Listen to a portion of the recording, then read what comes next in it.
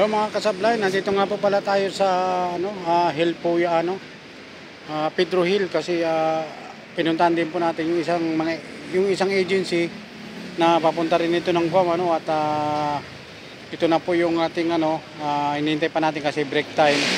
Kaya alamin po natin kung ano po ba yung mga mga kailangan nilang mga requirements dito. Yan.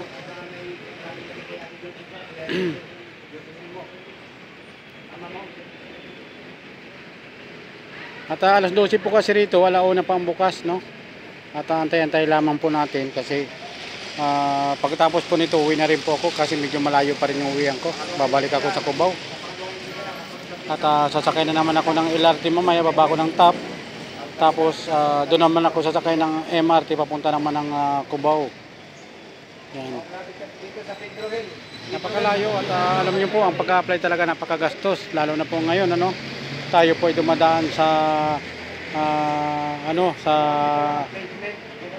shorted na financial kasi ang pag-uwi po kasi natin ay talagang naging zero po tayo sa ating sa ating financial. Yan. Kaya test muna talagang ganun talaga at yun nga ay sana nga magkaroon tayo ng rito, magkaroon sana ng linaw yung ating pag-apply at ayoko rin kasi na yung tumambay ako at yung parang nahiya rin ako na magtambay lang ako. Hindi ko gali talaga yung parang aasa ka lamang ba. Gusto ko yung habang kaya ko pa magtrabaho ay magtatrabaho talaga ako.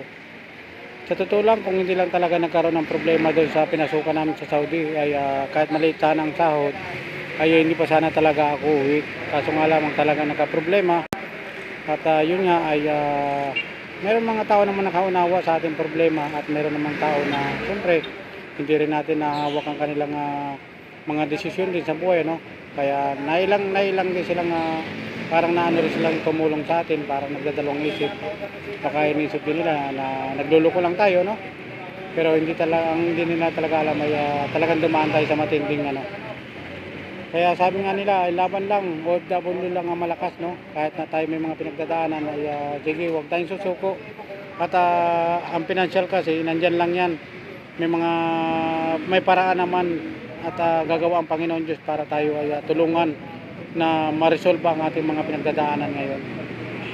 Alam nyo talagang parang gusto ko rin sumuko rin pero ayaw kong ipakita sa aking pamilya na ako'y susuko kasi gusto ko hanggat kaya pa ay gagawa tayo ng paraan para tayo magkatrabaho. Yun lamang mga idol at magandang hapon po ulit. Bye bye po, maraming salamat sa lahat. At update ko na naman po kayo mamaya pag-uwi ko po sa aming bahay, Mamaya pa naman, wala pa naman kasi yung ating inaantay na ng agency, kaya gawa muna tayo ng ating content. Yun lamang po, bye bye po, maraming salamat.